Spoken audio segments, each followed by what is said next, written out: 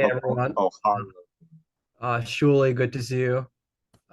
Thanks for always joining the events. Marjorie, of course. Thanks you for coming. Michael, thank you. Dave, Firefly AI note taker Evan, whatever that's gonna do. Thank you. Uh, Evan, Fram, cool. Thanks for joining. We had to disable attendee video and microphone just to take proper precaution because of past events. Unfortunate spam and video feeds. So we just disabled that to be safe. We may open it up. We maybe open it. Sometimes we open it up halfway through if things are running smoothly. So we might do that. But it seems like people are rolling in, and I want to get moving. We have a big event tonight, so thanks for joining, and we'll get started. So I'm excited to introduce tonight's speakers, including Rodrigo Mulinário Ramos. I don't know. Did I butcher that? It's Rodrigo Mulinário Ramos. Okay. Okay, good. I'll only say it once, so that's okay. Niteesh, Yadav, Stephen Christian, and Josh Hirshfield, all of whom are working hard to push augmented reality industry forward and turning the impossible into a reality. After each presentation, we'll have a 5-minute Q&A, so feel free to post your question in the chat or send it over to me and Barry, and then we'll relay it to the speakers after the talk. Now, without further ado, I'm excited to introduce our first speaker, Rodrigo, the founder of ProjetoXR, and he currently works as product owner for FITEC. Thank you, Rodrigo, for joining us.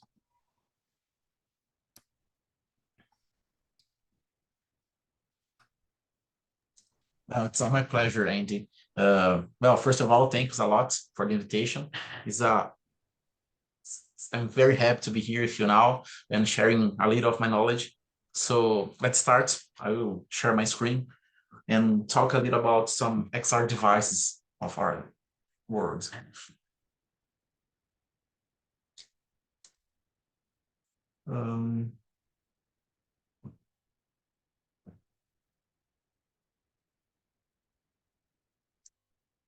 Let me just see when.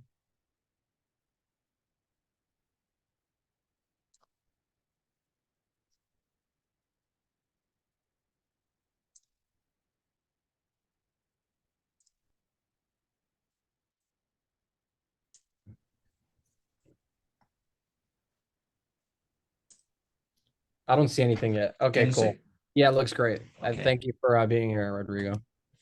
Yeah, I was searching the screen here.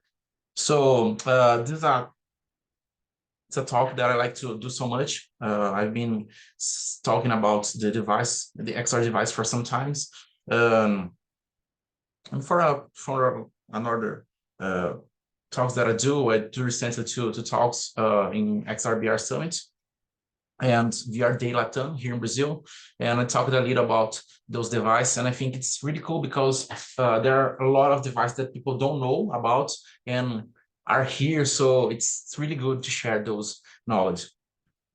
So let's start. Well, first of all, who is me? My name is Rodrigo Mulinário Ramos. I'm a Brazilian guy.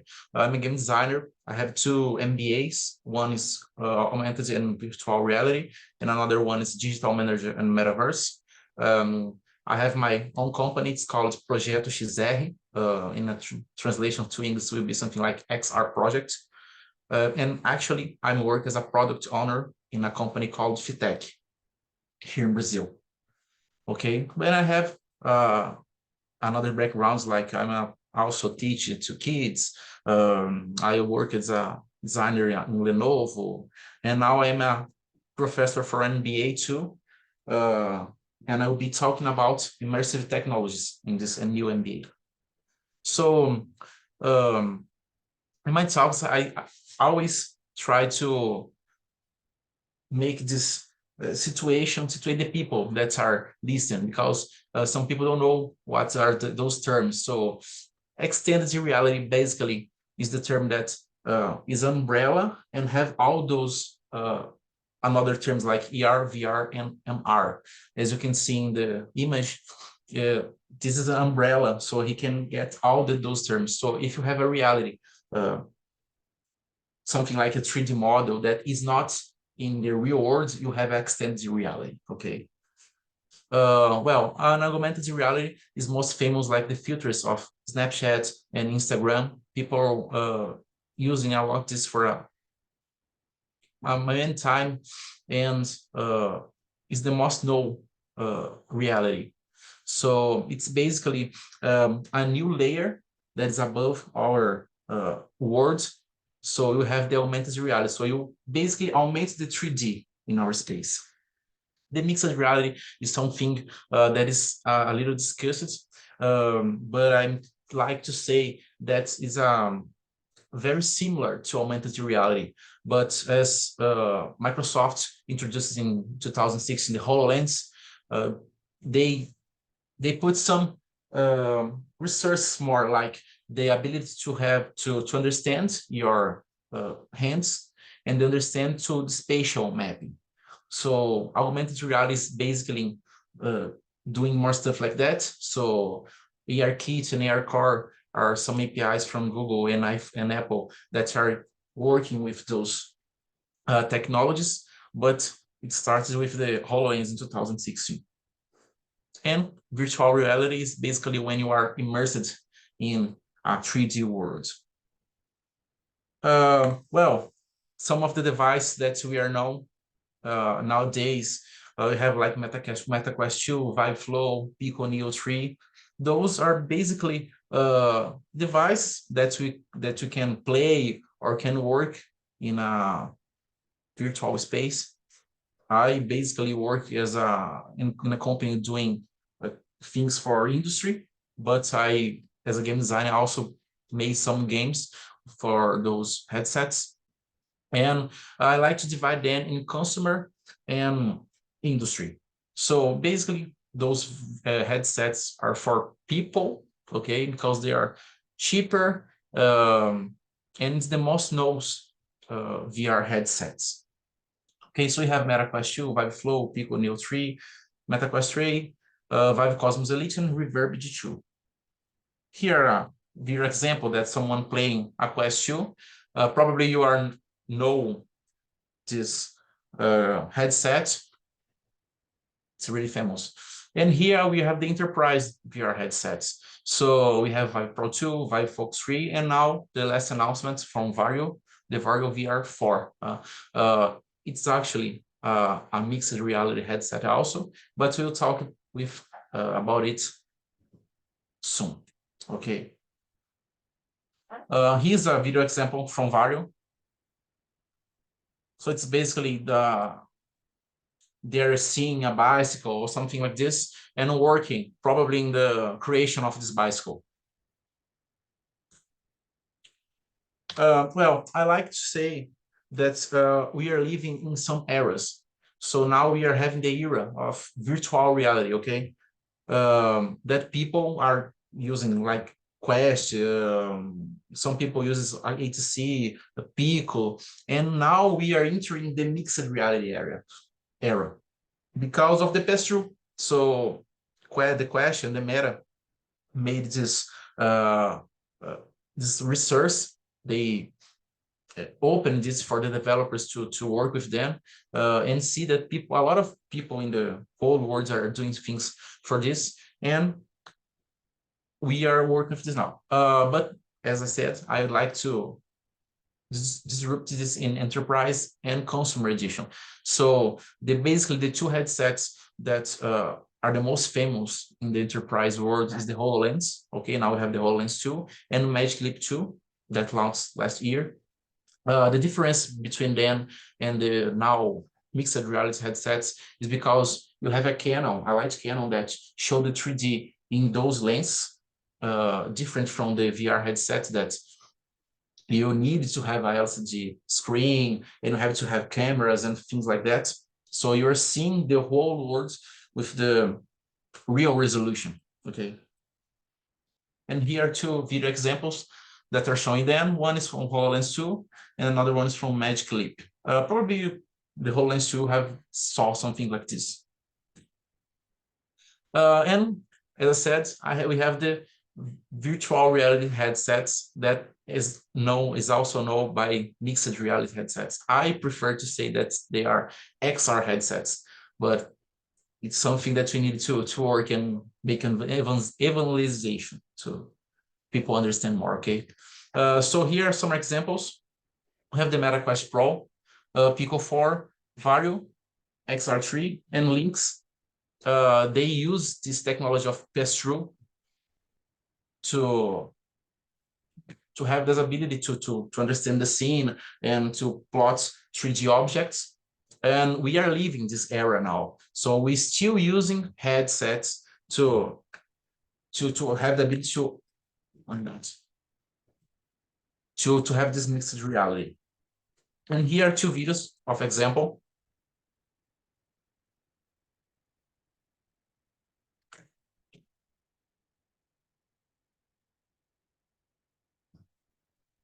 Just to show that we can have this ability. And the part that I most prefer, that is the augmented reality devices, that is called also as smart glass. Here are some examples, and I like to look more for the Nreal, that now is X-Real, or they have the X-Real R2, and the Niantic's outdoor AR headset is a blueprint that Niantic made with Qualcomm last year. So those smart glasses, basically, you need to connect with a laptop or a smartphone to have the ability to have a big screen or something like the augmented reality. And the Niantic's blueprint you can use via Wi-Fi, so you don't need more cable. Yeah, but it's just a concept. Probably we'll soon see more smart glasses like this in the near future. Here are 3 examples of their uses. So basically, you can see HUDs are displaying in your front, and you can interact with them, okay? We have also the enterprise editions of Smart Glass, and we have 3, the Google Glass Enterprise Edition 2, Vuzix Blade, and RealWear Navigator 500. Those smart glasses basically HUDs that you see some information in front. They're not exactly augmented reality smart glass, but if you think that you have a layer of information above your reality, so you can include this in an augmented reality scene, okay? And here it's also 2 examples. You can see there is very basic information you can see. In the case of the first video is the Vuzix. So you just see some little informations like hour and weather and something like this. But you can see information. And here are another smart glass that is, as I said too, a HUD smart glass. Are some of them they launched last year, like the Holostream 2. Oppo calls this monocle, said about this monocle last year also. And this prototype of Google AR, sadly, that was pivoted, but we can see how the Google wants to interact with this world to make the augmented reality a new path for the future, okay? Again, 2 examples.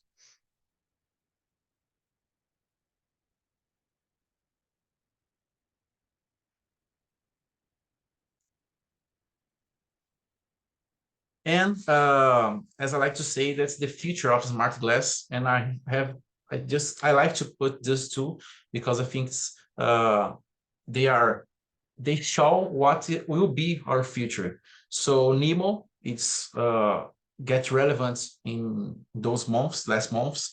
I think the founder of Nemo come in the last meetup, okay, Andy? Yeah, and said little about this new spatial smart glass. And the spectacles is another one from Snapchat. It's more basically compared to Nemo, but the difference is you don't need cables or you don't need to connect them with smartphones or laptops or something like that. They are all building in the own smart glass, except for the Nemo. They are now have a base and the processor is in that. But is a way they found to have more battery time and something like that. Again, 2 examples.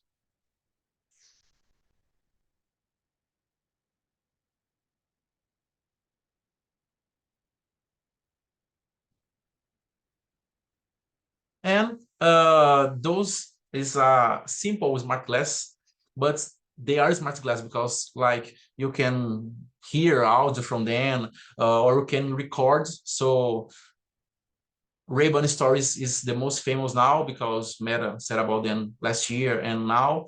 And we have the Spectacles 3 that's from Snapchat also.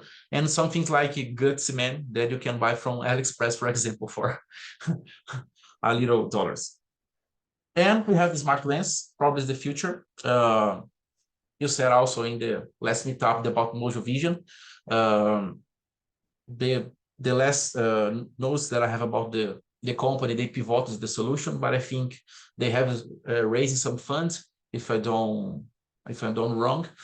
But they have all the ecosystem. Okay, now they are working with micro LCD lens, but they know they made the research and they have all this kind of stuffs with the company. Okay.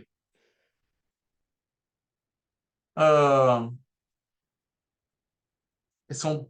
Okay, it's another 2 videos, but they are too long. I think it's not the time to show right now. And Vision Pro, it's okay. The Apple changed the name of augmented reality for spatial computing, but they keeping being an augmented reality smart glass. They have features like virtual reality, and they will be extended reality smart headsets. Okay. Here are some gadgets, the Apticus gloves.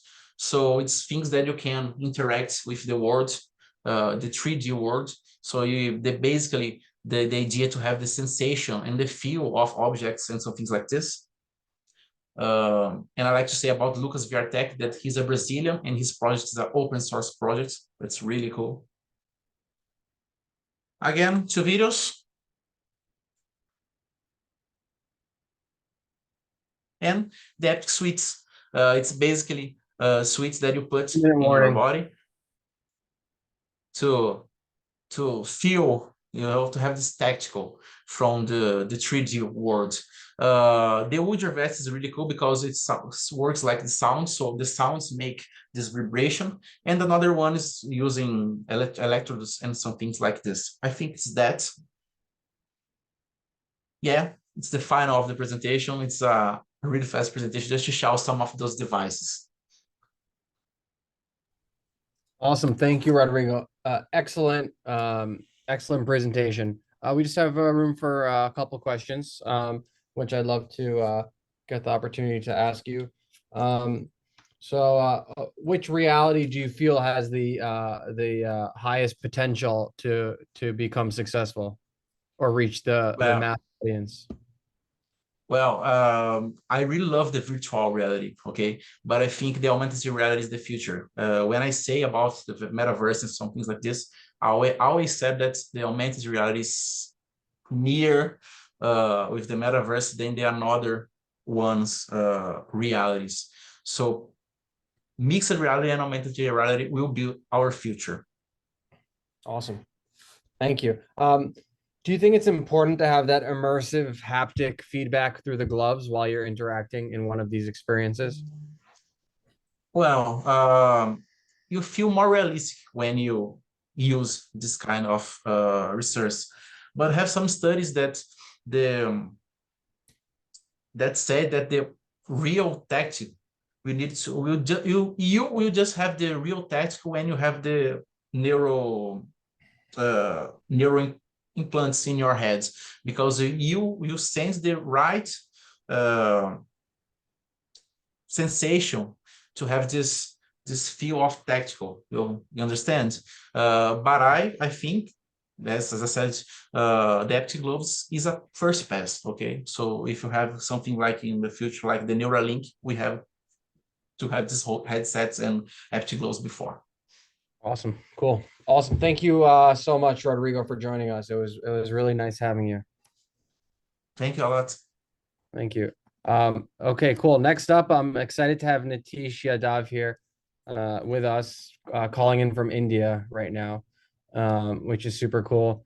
He was working as a product designer at Meta and created as an author of the AR/VR typography guidelines, which is on Google Fonts, which was really neat, and why I reached out to him. I thought it was super cool. So just really excited to have you here, Niteesh, with us tonight. Thank you for joining. Thanks, Andy. Thanks for having me and thanks for inviting me. I really appreciate this opportunity of sharing the things that I wanted to share. Thank you. So, AR typography has been something that I had been researching for the last 6 years. And this is something that I'll quickly share in terms of like what I had been recently working on. So yeah, I'll just quickly pull in. So yeah, can you folks see my screen right now? Looks good. Yeah, awesome. So yeah, I'm here to talk about typography for augmented reality glasses. And as I mentioned, basically that has been the area of research for me. And so I think any good story or anything is not a good starting point would be the history. And here in our case, when we talk about typography, the standard starting point for us has been the Gutenberg Bible. That was the first like properly formally printed like artifact that we had. And then during that type evolution, what we went through was something like Gutenberg Bible to maybe printed books, and then which were mass produced, and then slowly we transitioned towards like 8-bit typography, which was like, okay, in terms of quality the text was going much more down, and then basically things were getting slightly better, and where the text was getting better from like 8-bit typography, which is very crude low resolution text, to something like towards the windows and those kind of like the graphical user interfaces. And during this transition, what was happening was, typography kind of started where basically we were holding letters like at arm distance, and slowly that typography basically started jumping from maybe books towards like a smaller screens. So again, there was a transition that was happening towards the smartphone at that point of time, the Symbian Nokia devices. So where we were like consuming more and more text, and after that, like the biggest leap in terms of the whole evolution was when iPhone was introduced, and then there was like Retina screen resolution. So then again, the text, the quality of text was much more increasing. And beyond that, we went on to something like the Kindles or the book readers, where again there was a change in terms of how we were consuming text.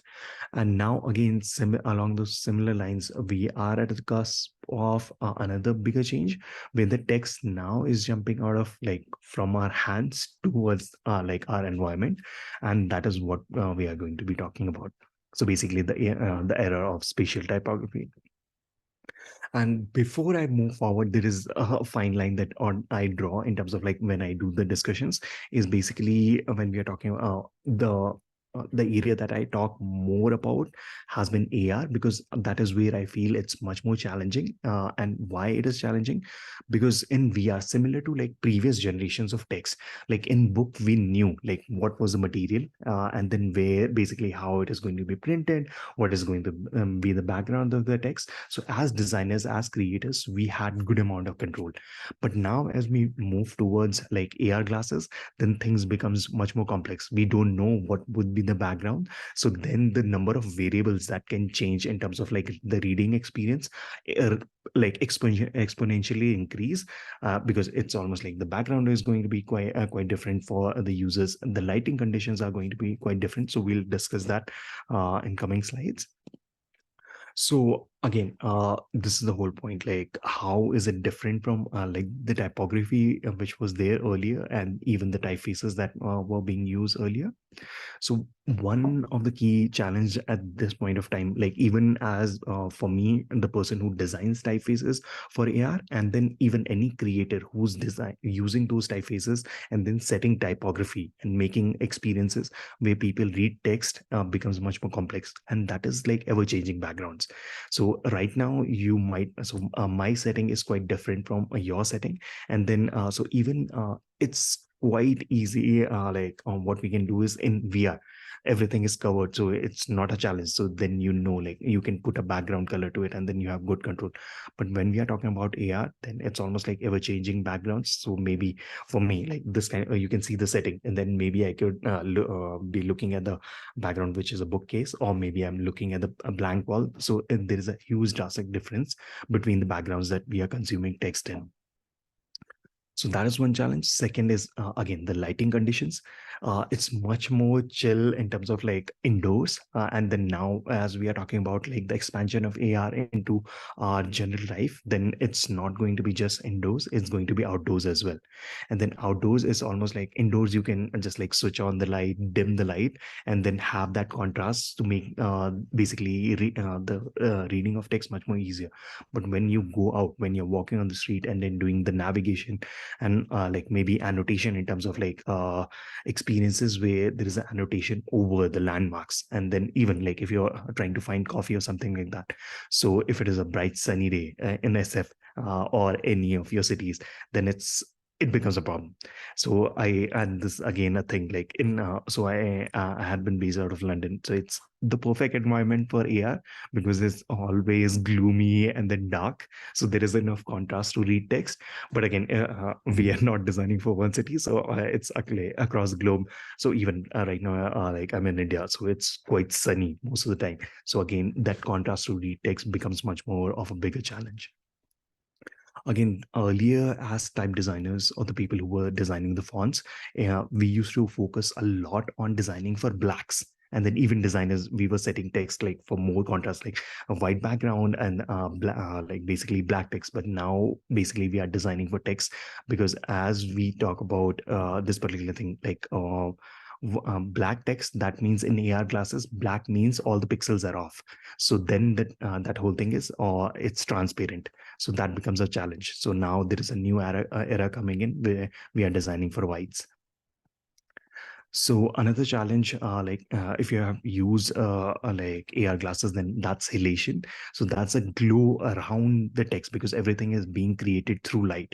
And then this is the inherent property of light that there tends to be a glow. So this brings in a lot of legibility issues. So maybe just imagine like you're using typefaces like Helvetica, and which are much more closer to, there is very less space between the open apertures. So what happens is a C looks like a O. So because of the halation that happens, which is extra light around the text. And another challenge is when we are talking about AR, then the text is rendering. As you move your head, the text is like continuously rendering on different places. So at time it feels like the text is quite jerky if the head movements or if it is not properly compensated on the hardware side. So that also becomes a problem in terms of like consuming text. So this has been true for quite a long time. So where text was being avoided, like even in VR, because of this particular fact, like it was vibrating and then people were like experiencing nausea because of that. And another biggest challenge that is coming in is the range of text that we are going to is setting in. And when I talk about range of text is basically now the text can be in much more like a closer proximity versus it can be in a much more like wider perspective where it's on like around your room. And also like as you move out, then it's around your environment. So again, how do you set text that is much more so there is a basic thing that typography for book is quite different from typography of your signages. So and in AR everything comes together. So how do you set those pieces of text so that it becomes much more like beneficial for the user to read it much more easily? Then this is again becomes another challenge. So yeah, again, I was kind of 6 years ago, I was pondering around this particular question, how to make a reading experience better. And this is basically, I went about it. And this was one half, which is like designing better typefaces for this medium. So the second half has been the guidelines. How do we basically implement typography for on these kind of headsets? So I'll just quickly go around. Wait, sorry. Yeah, so basically for me, one of the solutions was designing better typefaces. And how did I achieve that was basically through industrial research. So in terms of typography, there was no reference. So what I started doing was starting from like 1960 based like industrial research that was happening. And so I picked that part basically, then I picked type history, and then I also started doing type research in terms of testing. So and basically that is how I was able to kind of bringing the information together, and that is how I designed this type family called AR1. And this I have and these are the set of fonts that I had released with Google, and you can use them like free of cost, and just download them from Google and then in your projects. So this is a quick promo of that typeface. It just goes around like how text works.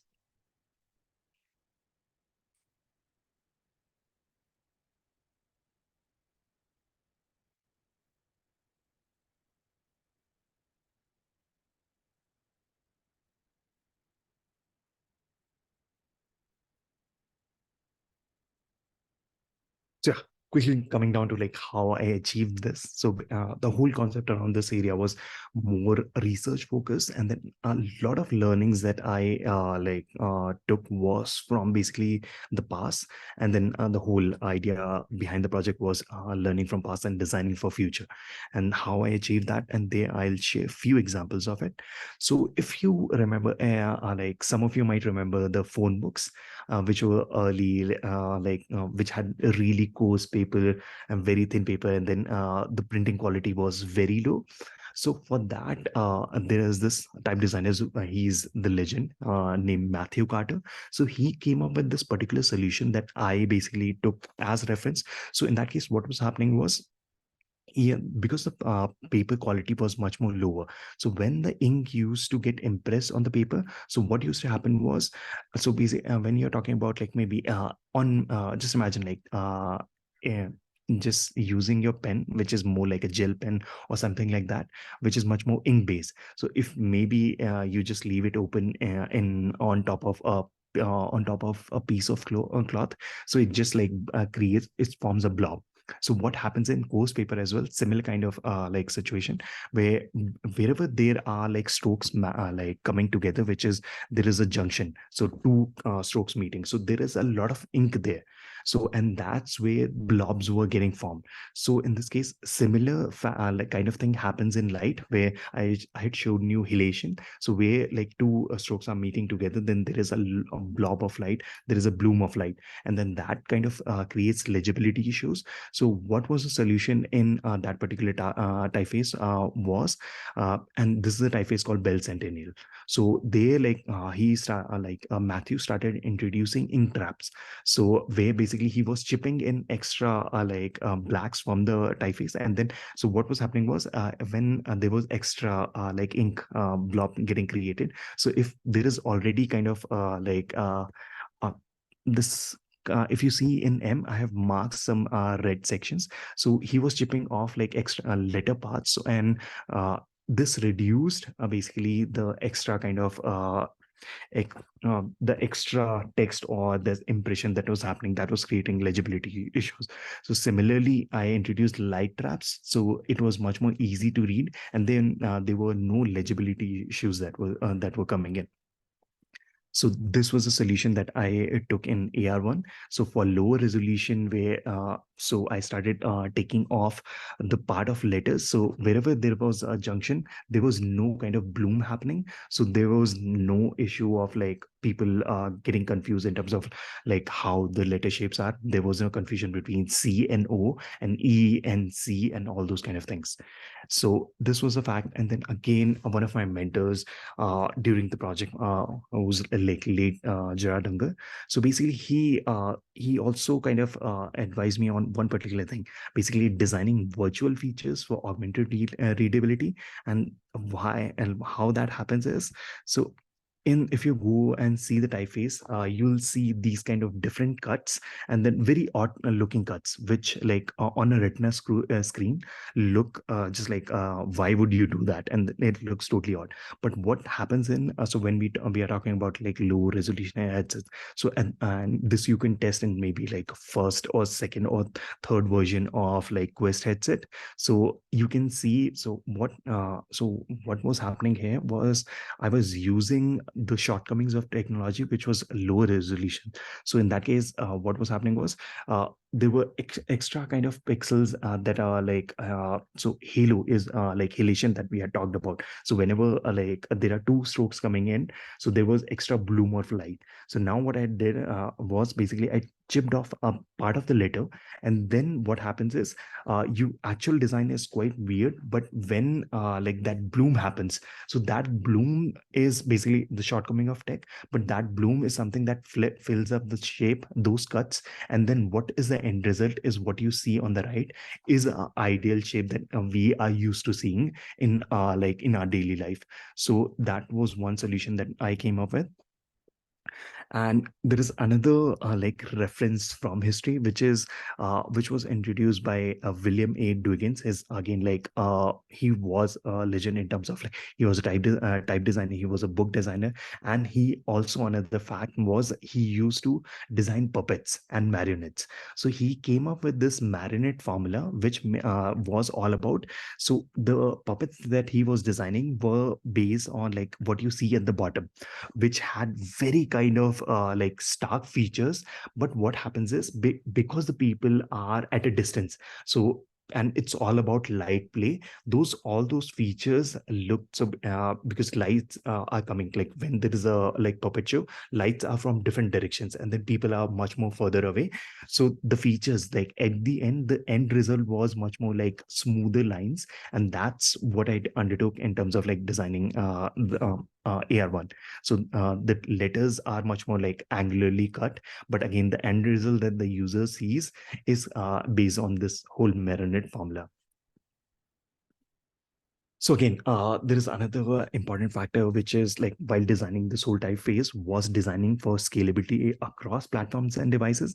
And what I mean by that is when you go and see AR1 font, so it comes with two particular versions and it's a variable font. So it's not just two versions, it's like infinite number of like versions that you can create out of the text. So AR1 comes up with this resolution. So I have come up as a specification, have written a new specification for like AR/VR fonts, which is the AR like ARRR axis, which is AR retinal resolution. So because in case of any like AR/VR headset, what we talk about is the retinal resolution, not like the pixel, the resolution in terms of like basically the number of pixels or the DPIs. So here what happens is, so there is one lower resolution, which is the regular version design, which has more kind of these optimizations. And then there is also a version designed for the perfect retina resolution, which is once it reaches 60 ppd, and that's the AR1 sans retina version. So what happens in this case is based on the headset. So if you can map like AR based on the headset that you're using, you can map whatever PPD is there, and then you can generate a version based on that particular headset. So the whole idea behind this was we are working on a very evolutionary tech. So every half year we have a new headset or a new like version coming in.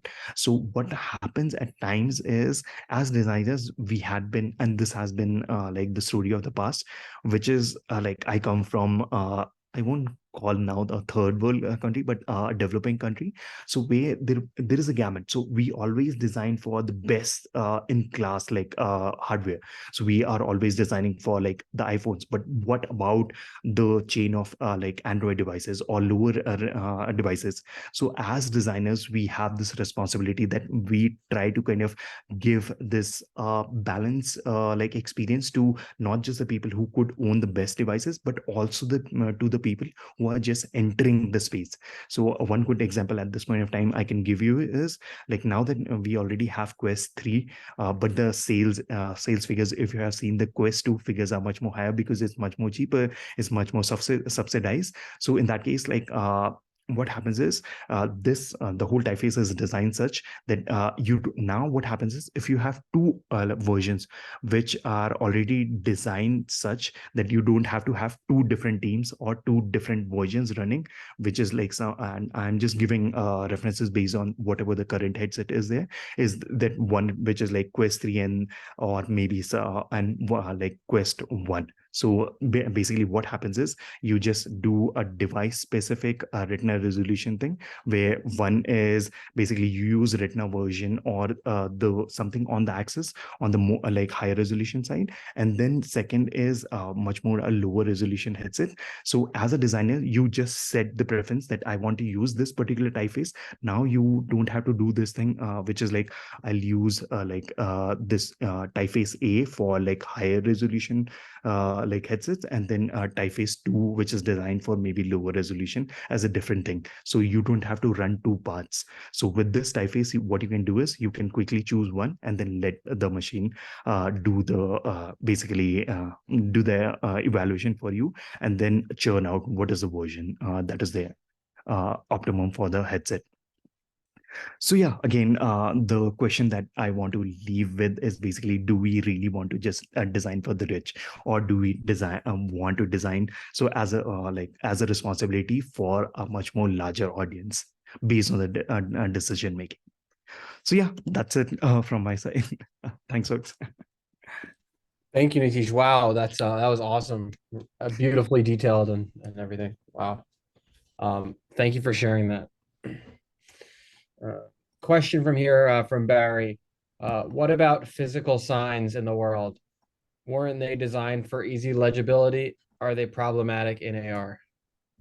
So yeah, again, a lot of principles that are coming in is earlier signages. So even I think this is a good reference.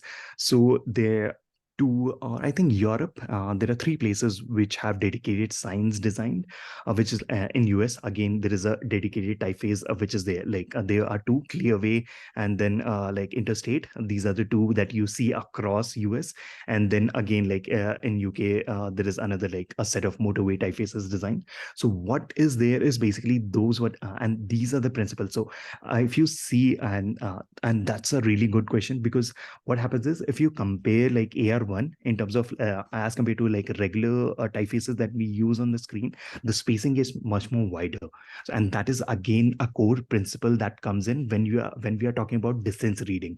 So here we are not reading text. So again, like whenever you put on a headset, minimum distance that you keep the text away is 1.5 meters. So it's not like 30 meters book kind of a distance on and like something which is like your mobile phone. So again, the principles changed, and similar to this, again, the typography has changed for AR, and then similar like according to signage typefaces, similar kind of principles are being used. Awesome. Thank you, Niteesh. Another question is, what do you think is going to happen to the like the current set of popular typefaces? Will they have to be revisited for the new medium? So right now there are few typefaces that you can easily repurpose, but again for that setting. So in this case, I'll give you an example. So we were talking about a few moments ago, like signage. So and signage, they were so whenever you see any signage typeface, and this is what you can observe next time. So those are much more like widely spaced out, and then similarly, what happens in this case is you repurpose a lot of typefaces that are currently there with few tweaks. So maybe you have to go down and then do spacing tweaks. And why spacing? Because again, when we are talking about AR and environmental AR, so there are going to be cases where the text is not like 90%, 90 degrees right in front of us. So there is going to be like sometimes a perspective that is coming in.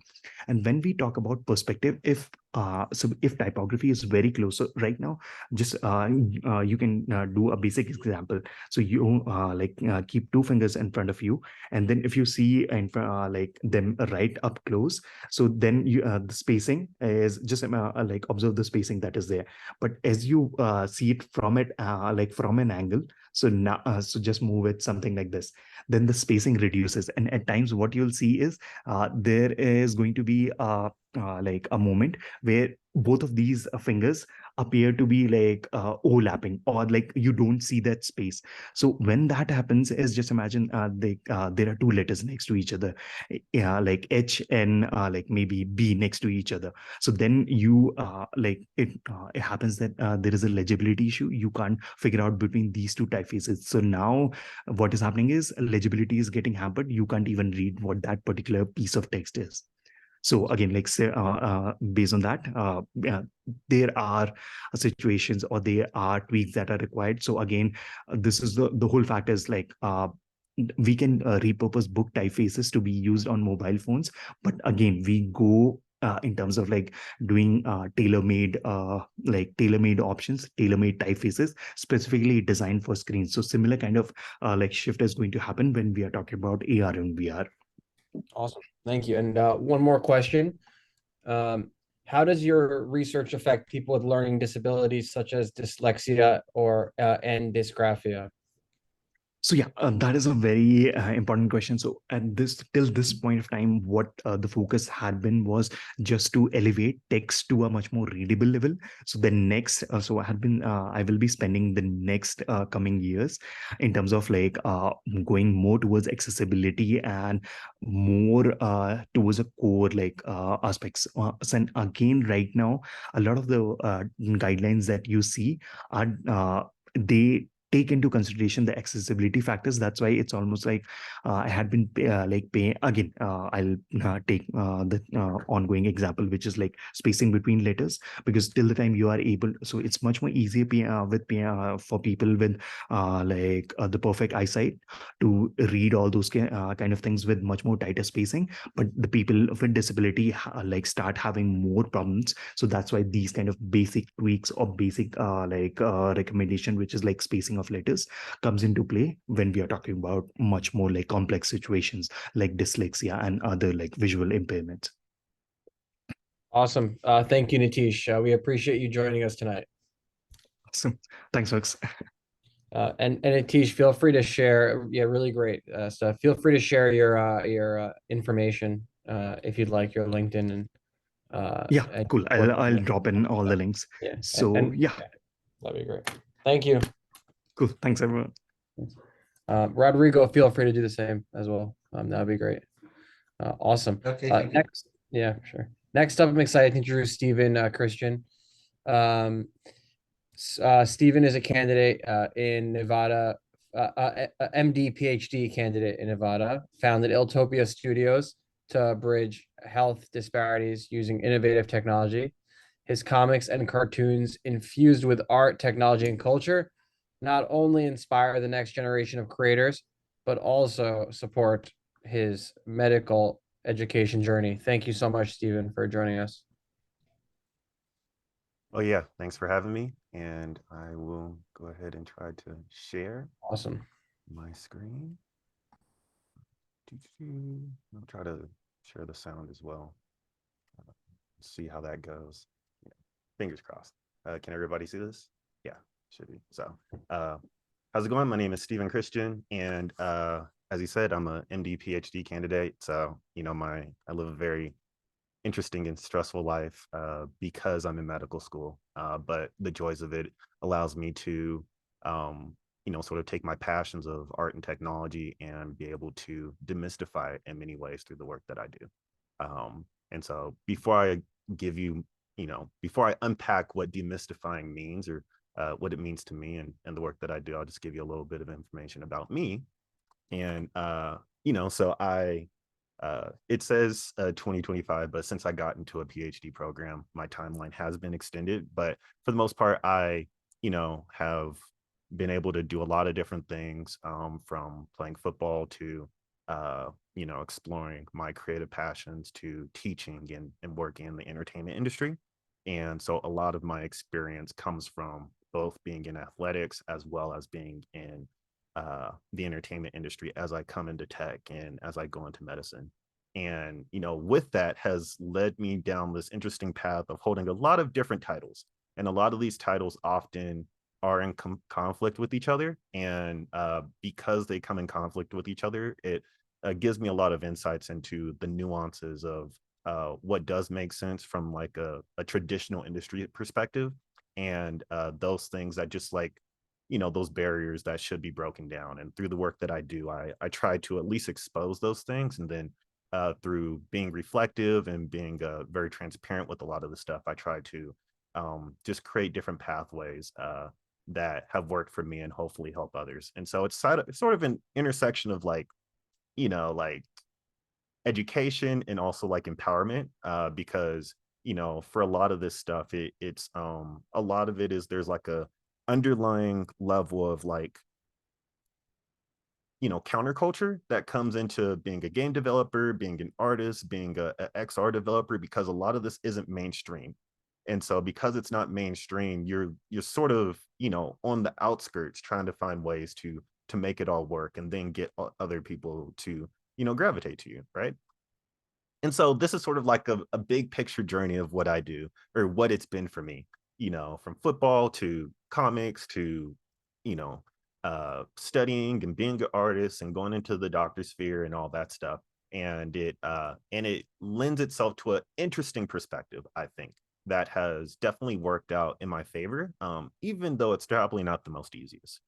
And so I say that all to believe, I say that all to sort of lead into this this like next segment, which is, I just released a book called Enhancing Virtual Reality Experiences with Unity. I feel like it's a super long title, but I think it really allows for people to really get a grasp of like what I tried to do with all this stuff.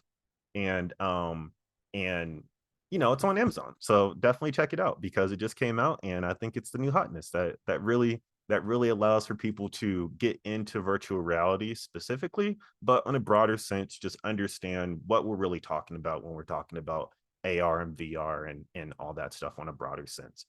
Because a lot of it's made with Unity, and I'll sort of dive deeper into what that actually means and why it's impactful. Because it like laying that foundation as somebody that is experienced or somebody that is interested in the space, being that the MetaQuest is sort of the new hotness now, and all that stuff. Everything is getting better and everything is becoming more accessible, and so it's a matter of sort of laying that foundation for others to follow. And so and one of those foundations is really just sort of clarifying and defining what an immersive experience is. And to me, at least, like an immersive experience is one of those things that allows you to incorporate senses into an experience. And the more senses you're able to incorporate into an experience, the more immersive people feel it is. Whether that's correct or not is sort of a misnomer, because what we're talking about is entertainment. And what we're talking about is experiences that take up people's time and often provide people with an escape. And if you could provide people with an escape that allows them to engage their senses in a way that is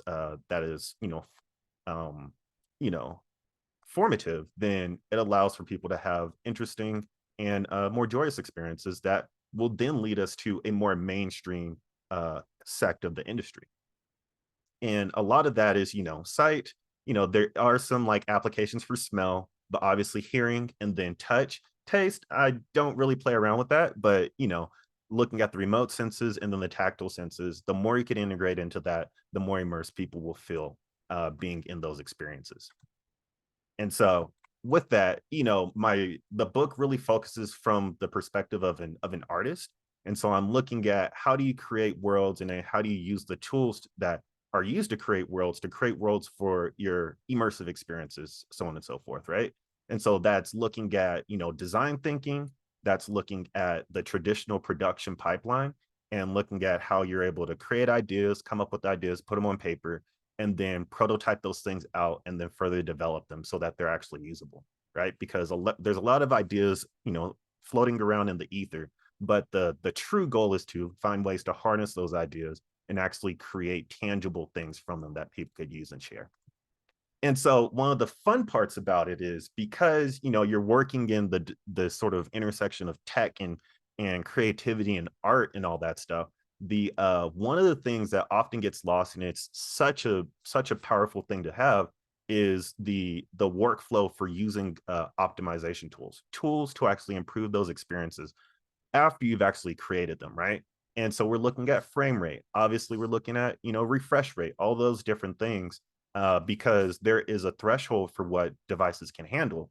And because those devices have a limited threshold, you have to be able to navigate those tools. And so this picture right here is one of the proud things that I have in terms of not only that's in the book, but also for me as just a developer, is being able to take something that has a a peak render load of 4 to 5 gigabytes and dropping that down to 1.6.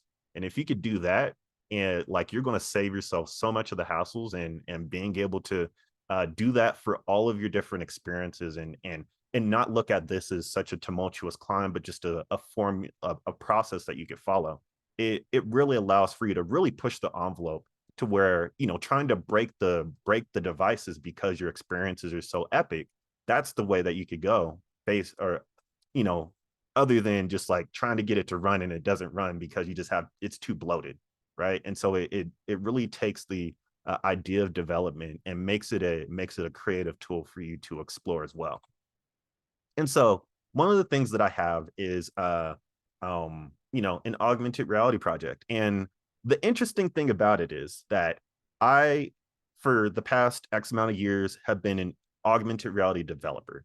And so when I was presented with the opportunity to create a virtual reality book, I was like, that's going to be interesting because I'm an AR developer, right? But I use Unity, and I've created a lot of stuff in AR that I think has really informed my approach to what VR development could look like for creators and artists in general.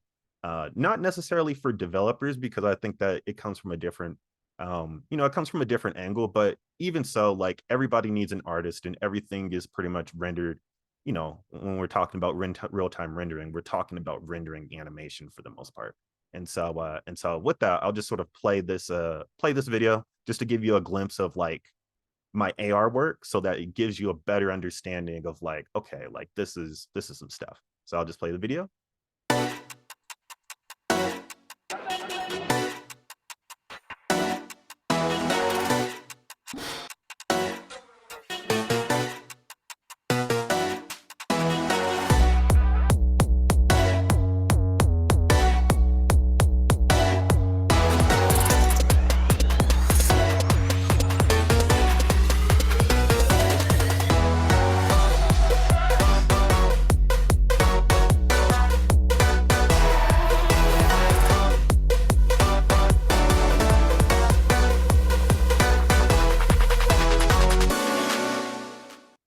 And so that was just a little glimpse, and it's sort of a lot to unpack.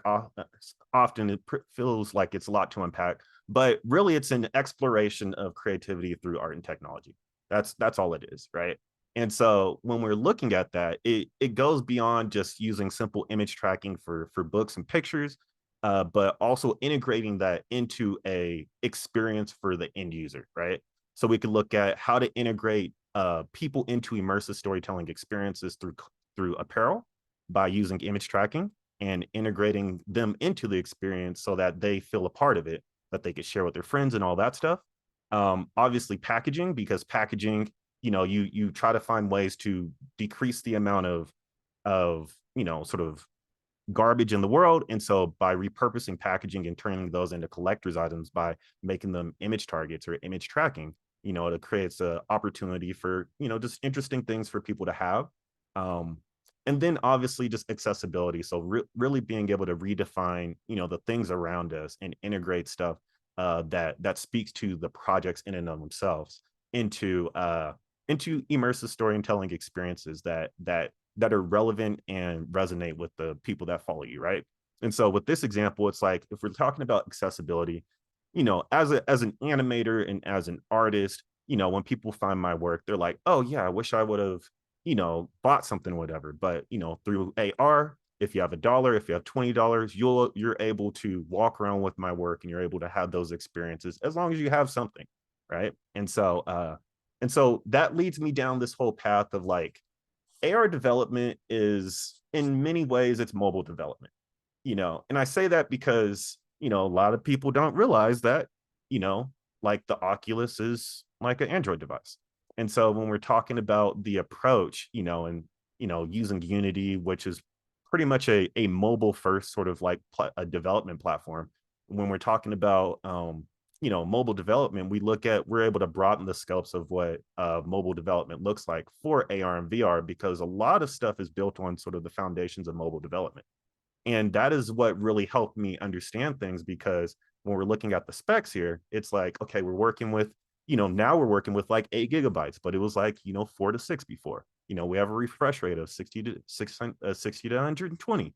You know, we have certain depth sensors, we have certain you know, we have certain processing power that we have at our disposal if we're not connected to a computer.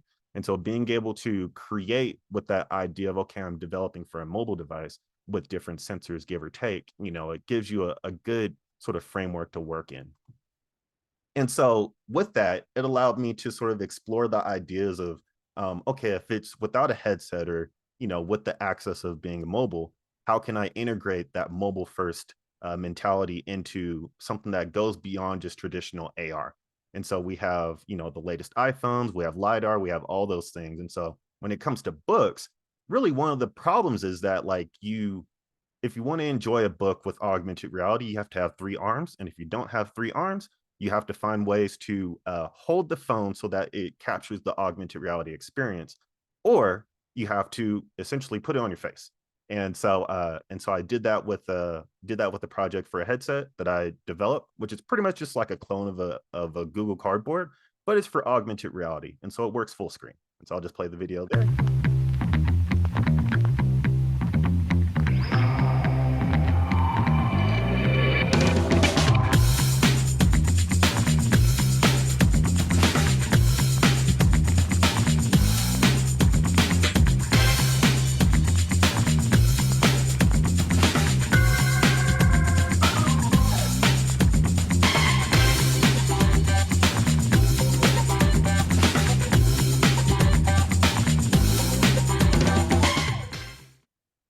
And so one of the big things that was like really interesting developing this is that, you know, we have SDKs like ManaMotion. We have a lot of different things that you would normally use for game development that allows for you to integrate and create, you know, mixed reality experiences for mobile phones. And often, because the horsepower is, you know, in the devices now, we're able to explore a lot of different things that we weren't able to, you know, when Google Cardboard came out. Oops. And so with it, you know, I've gone through this whole approach of how to design apps, because we're talking about mobile development. So we have to talk about, you know, the ideas for the apps and how you're going to harness this power with people navigating your apps and experiences. And often it becomes just sort of funneling things down different pathways that are familiar, but often not really explored with traditional development pipelines in AR and VR. And so a lot of the development pipelines are, you know, creating your content, using your SDKs, using the game engine, and then deploying to a device and having those experiences be shared. But for the most part, it's really just understanding the foundations of what is different between AR and VR, and then how you're able to build on top of those things. And so, you know, all these different charts are just sort of like Venn diagrams and all these different things for different ways to explore it. But it's really understanding that, you know, if you know the foundations, then you're able to follow the foundations down to an angle, and ultimately those angles lead you to the particular experiences that you're looking for. And so you know, that's my presentation. You know, being able to explore a lot of the things has been really fun and easy, just because it's you know, like once you figure it out, or once you figure out what the environment that you're working in, then it really lends for you to like be a creator and be an artist. And I think that's one of the most empowering things about it, because at the end of the day, if it hasn't been created before, then like you can't say that it's not possible until you actually try. And so with that, I leave it up for questions or anything like that. And yeah. Awesome. Thank you, Stephen. Really nice explanation of a complicated topic to some, but I think you summed it up really nicely. And I'm definitely excited to check out your book. So yeah, thank you. Oh yeah. Question. So do you feel that all your different projects are gonna like kind of converge into augmented or mixed reality at some point, or are they viewed separately currently? Yeah. It's I would say that with my project Island Fever, I think that informs a lot of the other projects that I sort of work on. And so I have that experience going in. And so being able to work with, servers, being able to work with different optimization things, it's like, okay, well, I did that for this project. Why not do it for that for other projects? And so it's really hard at this point to like really like put boxes in each one of the things, just because they're all fluid, right? Like no project is ever like truly done if I'm like working on it. There's always room for improvement, and that often comes with time as well. And so I would imagine they will continue to converge if they haven't already. Awesome. Thank you. Barry Seth just enabled AI companion, I think. And another question, Barry, if you'd like to ask, but No, yeah. sure. Yeah, amazing stuff. I call you Steven. Awesome. So many things. My mind is just like exploding, but trying to understand like how the neuroscience part falls into all the work you're doing and the research. I mean, are you trying to work on storytelling for younger generation? Like, I know everyone reads comics and graphics, but like starting with that, and the people that are maybe more apt to use this technology, and then build that in your career or in research. Like, yes, you have so many things going on. It's just fascinating. Yeah. So fun, like I didn't plan this out. This is just sort of like happened, but so I'm in the state of Nevada. Nevada as a state has one of the largest surpluses of XR devices on a state level. I think I met the person that has probably access to maybe like 50,000 of them that are just like, that just the state bought. I think it's like a mix of like Picos and MetaQuests and all that stuff. And everything is based because this is the main city that had the medical school. So a lot of the NIH research and stuff comes out of Reno because of the institution. And so with that, what I found is that there's a lot of research being done with chronic traumatic brain injury, so concussions, glaucoma, cataracts, all those things that are actually using augmented reality to actually find within the research of exploration. And even outside of the stuff that's sort of more specific to the school, there's a lot of stuff within like health systems and surgery and prevising and all that stuff for healthcare professionals to use with XR that are rudimentary, I would say. As an artist looking at this stuff, it's like it's very basic stuff that people are doing, but that's just because that is what they have access to, just because it's really difficult to navigate both. But I think with to the point of your question, I think that is one of the questions that I'm exploring with my PhD is what are the applications? And I think I'm fortunate enough to have this the experiences going in as an animator, as a storyteller, somebody that works in entertainment but also understands the science and also sees a possible future of impact. And so I'm just fortunate enough to be able to just like explore that question and get support for it. So awesome. Yeah, we had Cool. several months back, we had a speaker from Michigan, Andy, right? They was doing AR for fears and anxiety, Yeah. desensitization stuff. And it might be a cool guy for you to talk to. I know he's working like spinning off to do a company. Arash, right? Yeah, Arash. Arash. Yeah, Yeah. it was really, yeah, it might be something. Yeah, Arash, I could Javan Bob. email you. Javan Bob. Yeah. I'll Yeah, post the project in the chat. yeah, Wayne State University, like Oh Detroit. yeah. Yeah, a few knows work. Yeah, so Yeah. you know, maybe It's, collab together. oh yeah. Like it's and I think I'm like fortunate enough because through like the Unity for Humanities program, they've connected me with a lot of people out of like Yale. I mean, I would say not a lot of people. There's not a lot of people, right? But like there's enough people to field exploration and see the progress. And so they just released they just launched a medical XR journal. And so because they just launched that, I would imagine there's going to be more people wanting to get published in that journal because that's how you sort of get your PhDs and all that stuff. And so it's going to like the infrastructure for us to have a more robust sect of the industry of people that actually understand the science and understand the technology.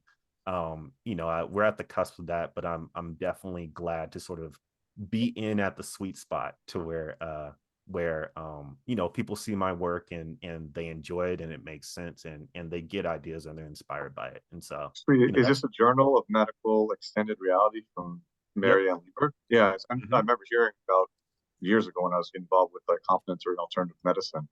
I think she's based in New York. Yeah, well, oh cool. I guess we have to have her on too to talk about this journal. Thank you so much. Very cool. I'll shoot it your way or I'll put it in the chat. Awesome, thanks. Cool. Awesome. So one more question, more general, actually two questions. Michael wants to know, Michael Slade, can your analog AR device be used to view Apple spatial video? If you could run it on an iPhone, or if you could run it on an iPhone, essentially it's like the analog AR, it's pretty much just a phone case. If I were to like describe it, it's a phone case that allows for you to have a hands-free AR experience. Awesome. Cool. And then lastly, how do you focus on all of your different concurrent projects? If you don't mind giving us some advice here in the group. Yes, I write everything down on a whiteboard that you could see.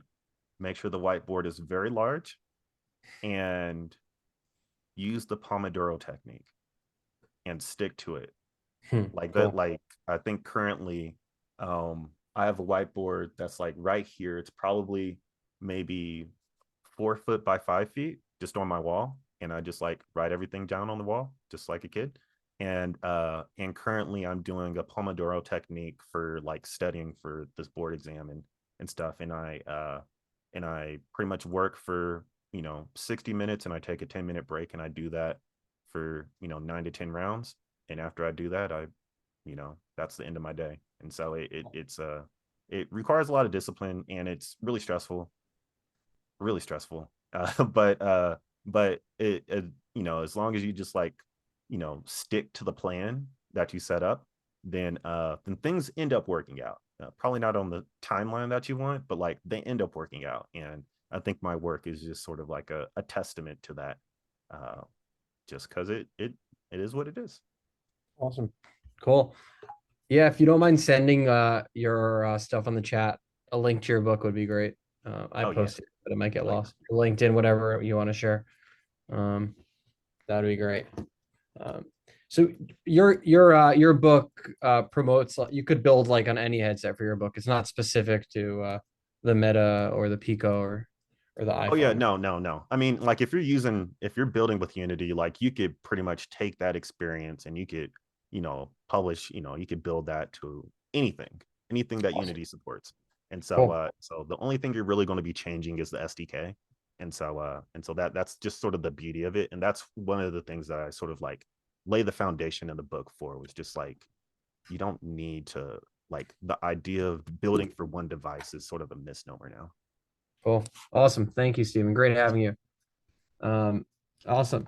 Next up, we're excited to have Josh Hirshfield with us. He's an award-winning game designer and developer with a rich portfolio of AAA Indian educational games. Thank you, Josh, for joining us tonight. Hello. Just gotta share my screen there. All right, can you see that? It's all good. Looks Cool. good. Okay, so I wanted to look at the chat while I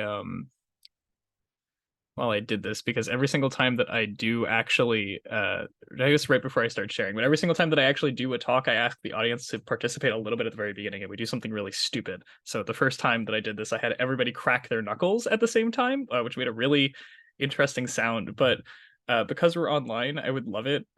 Just because I think it's late and we're all tired, but just a little bit of energy. If everybody could type one random letter in the chat, and I want to see which letter wins, I think that'd just be really fun. So if everybody could just do that now, just for me.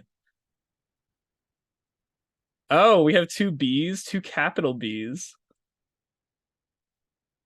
It looks like capital B is okay. All right, well that was pretty good. I mean, that's a lot of things, so I appreciate that a lot. Capital B. Oh, capital R and capital B are at war, but I wonder if now that all of the letters have been posted, that capital R came in late. All right, well, anyways, I'm a game designer. I like to, mess about a little bit, but thank you for letting me do that. I appreciate it a lot. It's just really fun. But yeah, I just kind of want to take this time. This is a little bit of an augmented talk that I gave at the XR Guild. I don't know if anybody's been there, anybody knows about it, but it's a cool group that meets in Brooklyn.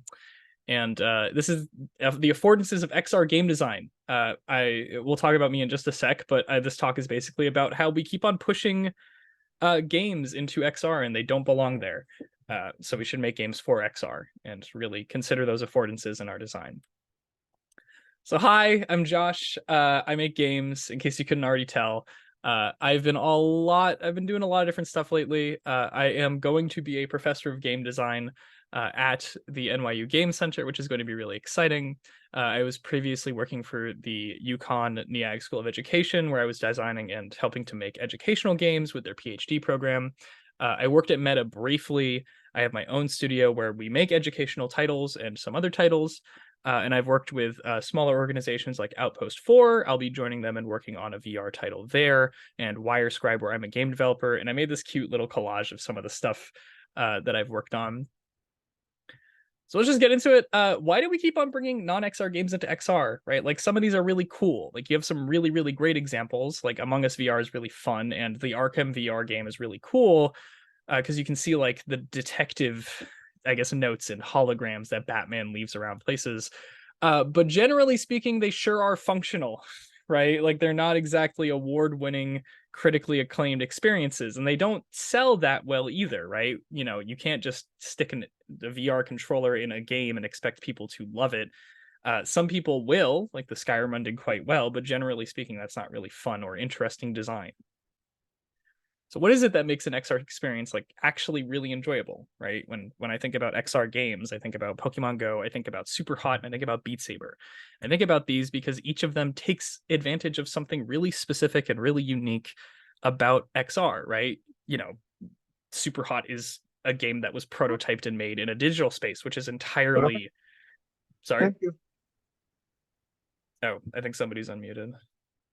Anyways, Super Hot is a game that was entirely made in a digital space, and the idea behind that game is that time only moves when you do, which is crazy that was made for PC first, because I cannot think of a more XR game at all. Like, I don't think there's another thing that I think of that's like, that is totally an awesome XR idea. And then Beat Saber is also a really cool idea. That was prototyped in XR, and it makes sense. It's a VR game, right? It's playing with lightsabers is cool already. But the Pokemon Go example is really, really specific because it toys with this idea that I think everyone always wanted, which is Pokemon in the real world, right? Every single kid who watched the Pokemon show was like, this is the coolest thing I have ever seen. I want a Pokemon for myself. I want to have it. I want to take it with me. And this is kind of what they started doing, right? The show's franchising had this idea of having a relationship with your pocket monsters. So the first Pokemon game ever has link cable functionality. You can trade Pokemon and you can battle people with it, right? The Pokewalker came later, and you can walk with your Pokemon in your pocket and train them. And then there was Pokemon Street Pass on the 3DS, and not enough people know about this, but even to this day, if you just have your 3DS like in your backpack and you walk around, if you pass by somebody else who has a 3DS, you'll just get stuff. And then it'll be like, oh, you walked past 5 Pokemon trainers. And what's crazy is that all of these aspects existed before Pokemon Go and before any of this tech was ready. So this idea of just Pokemon in the real world was ready and people wanted it. And that's just directly translated into Pokemon Go as a title. And all of these things are here. You can trade Pokemon with your friends. There's a physical step tracker accessory. It just tracks this, the phone in your pocket. And all of the behaviors of the gyms and the Pokestops and the raids, they all mimic Street Pass. And this idea is not something new, but they were adapted for XR and they enhanced the experience in this new kind of way that was really unique to this entire medium. And this is just the missing ingredient, was the ability to really have this experience of Pokemon in the real world, right?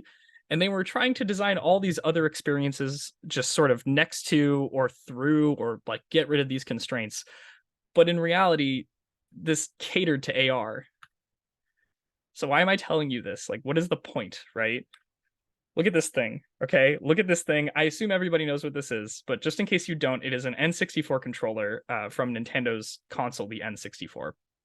But look at that thing. Look at this very specific thing. This was the first time an analog stick got popularized, and this created a whole new affordance for players and designers.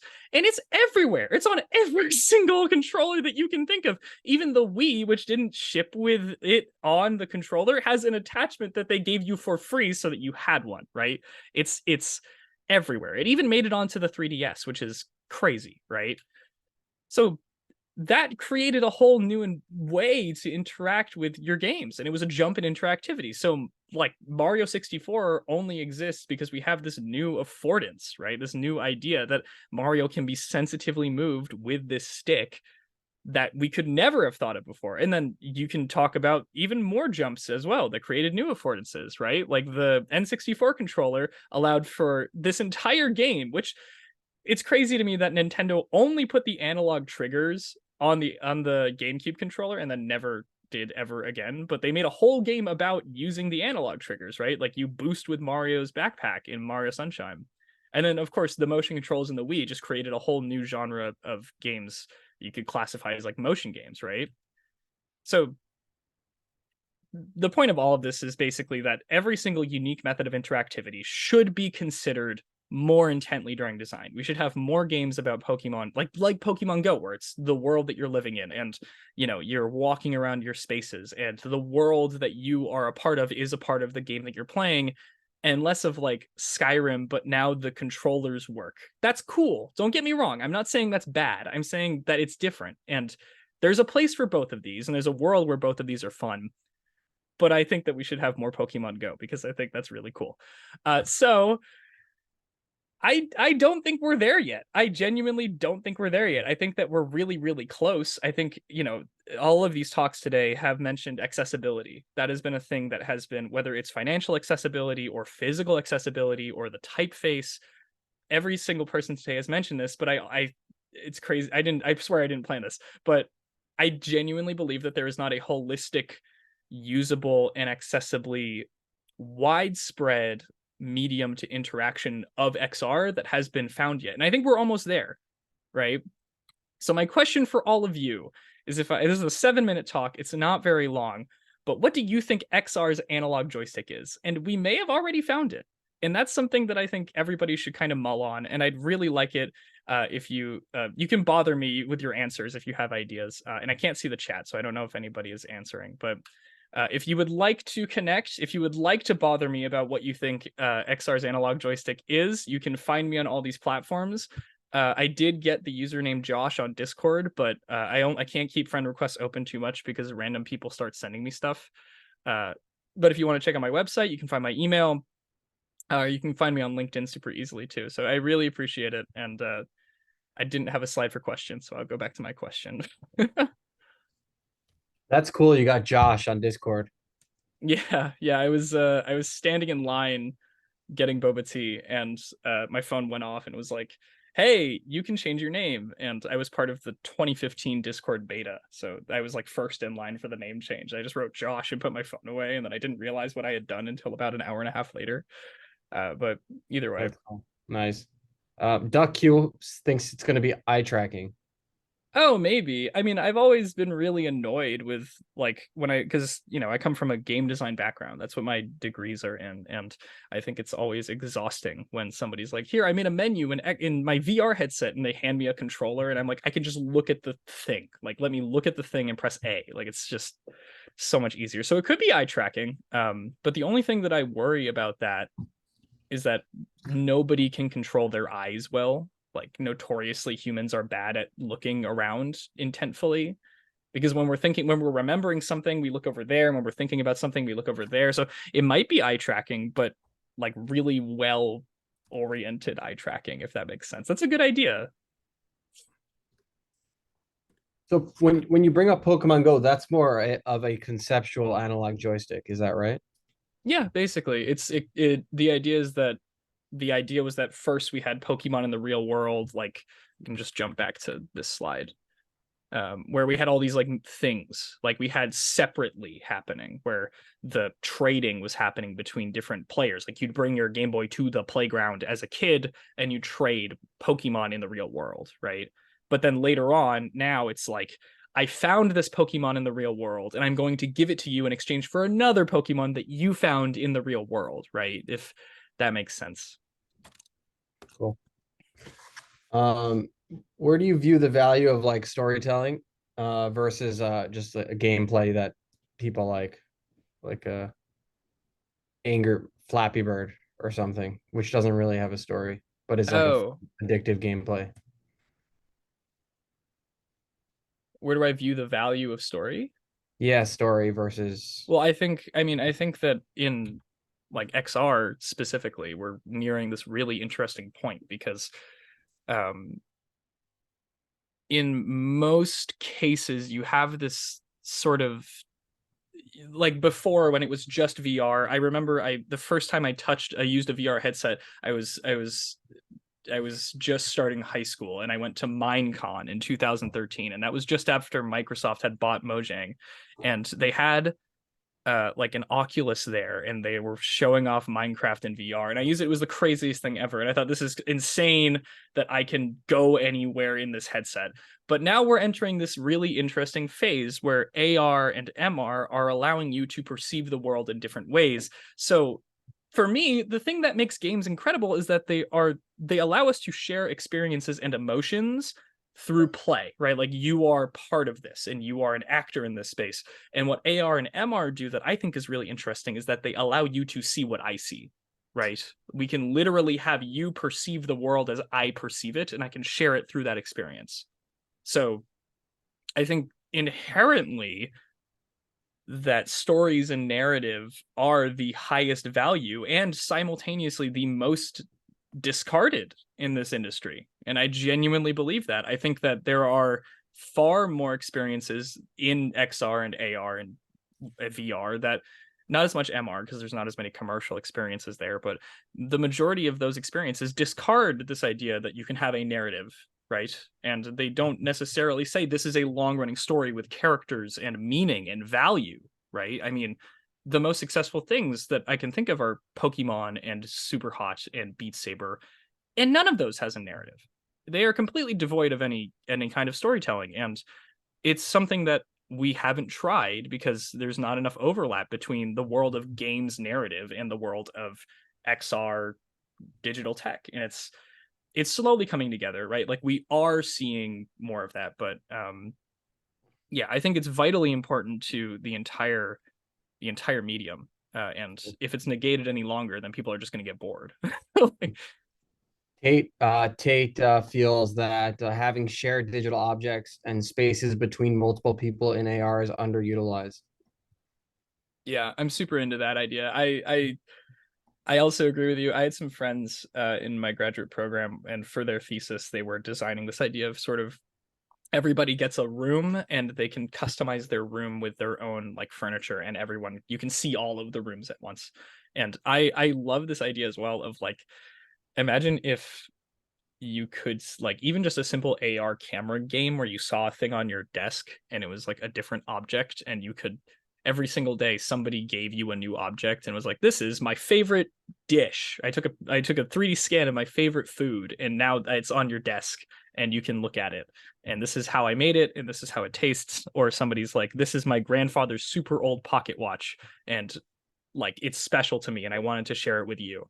And I totally agree with you that like in that sense, that's one sense, but then also the other end of like, we're all in this space together and we see the same thing. Like that's underutilized as well, I believe. Unless it's like a cool art installation, I haven't seen it used in a meaningful way. I would say maybe the that joystick moment here Mhm. is the ability to understand space. So like spatial mapping. Mm. What do you think of that about that? Well, I definitely think that's like I definitely think that's an interesting relationship, right? Like it is extremely difficult to properly like, okay, the coolest thing I think in my phone is the fact that I can point it at anything and then Google can tell me what I'm looking at, right? Mhm. So spatial mapping to me represents this idea that you can do that, but to another degree, right? That you understand, or at least your device understands how the world works in a way that is holistically valuable. And I think that spatial mapping works really well for like you go to a museum and you're in the museum and you look at a piece and it tells you about the piece, and then it's like, look to the right and you'll see this thing, and then you do that, right? Where I think it begins to get difficult is that you have to do that for that one space, right? You cannot just pull your phone out in Grand Central and be like, how do I get to my train, right? Or in the middle of Central Park, and you're like, how do I get out of here, right? It's like that would have to be built for that. So if you're talking about like a Google Maps of spatial awareness, that would be something that everybody would want to buy. I think everyone would want to buy like oh my gosh, mixed reality glasses, right? Like everyone would want it, and it would be like, I mean, think about it, right? We wouldn't need GPS anymore. We'd just be like walking around and you'd be like, okay, we'll go over there. Like that's where the coffee shop is, right? The grocery store is out of these eggs, so go to this grocery store instead. Stuff like that. So yeah, that's a good point, actually. I hadn't thought about that perspective. Cool. Yeah. If anyone has any other questions, feel free to share it on the chat. That's super cool. Yeah, So- no, I appreciate the opportunity. Thank you, Josh. Really, really great presentation and interesting perspective on Pokemon, because I never realized the entire narrative of Pokemon was actually collecting Pokemon. So it kind of fit nicely in augmented reality, right? Oh yeah, I mean the whole thing was like, gotta catch them all, right? That's like Yeah. their tagline, but it's more than that. It's like the main characters of the show have relationships with their Pokemon, and for the first 5 or 6 episodes of the whole show, right? Like Pikachu is a total asshole. He hates that fact that he got caught, and they have to build this whole relationship with like, well, okay, you're going to be my friend, so here's how this is going to go. And it's like this, it's a very specific kind of emotion, right? Like a boy and his dog, right? That kind of media. Cool. But yeah, for sure. Thanks so much. Yeah, thank you, Josh. Awesome. So if you have any thing else, any other questions you'd like to ask, feel free to put in the chat. Otherwise, we'll start to wind down here. Thank you, Josh, for joining us. Thank you, Shuli. Thank you, Molly. Thanks, Rodrigo, for being here. Really great stuff. Awesome. When do you start teaching? I start in January. That's exciting. Wow. Yeah, it's gonna be great. I actually the other day somebody just messaged me and was like, "Oh, you have full control over the syllabus, right?" And I was like, "Oh boy, I am gonna just rewrite this thing." I'm sure that's really neat. Really cool. Yeah, it's gonna be cool. And one of my because I was a TA there about like 3 or 4 semesters ago, and one of my former students messaged me and said, "Oh my gosh, you're teaching. Can I be your TA?" And I was like, "Of course. Like, come on." Like, That's nice. yeah, it was really cool. It was really wonderful. Awesome. Super cool. Okay, well, if anybody has any other questions, you can bother me on the internet. But thanks so much, everybody. Yeah, post your links, please, Josh. Oh, yeah, on your on the of chat. That'd be course, great. of course. Let me do that now. I'm leaving Discord friend notifications open for a little bit as well, just in case. And I think I got one. Let's see, open Discord. But you can also, oh, I just, that was a direct message. My bad. Here, let's do it here. Cool. Awesome. Yeah, got it. Thanks, Josh. Cool. Yeah, Thanks. of course. Thank you, everyone, for being here tonight. Thanks for joining the New York Augmented Reality Meetup. It's good having you all here. I'll work on processing the recording and put it up on YouTube. Thanks, Stephen, for joining. Great work.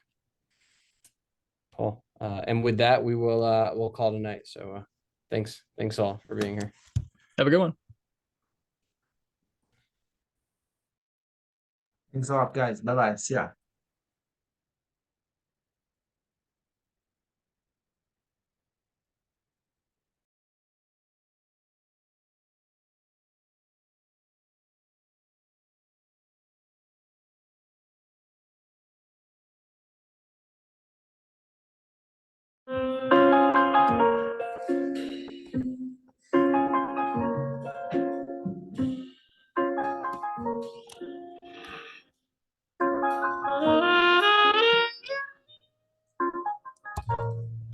Thank you.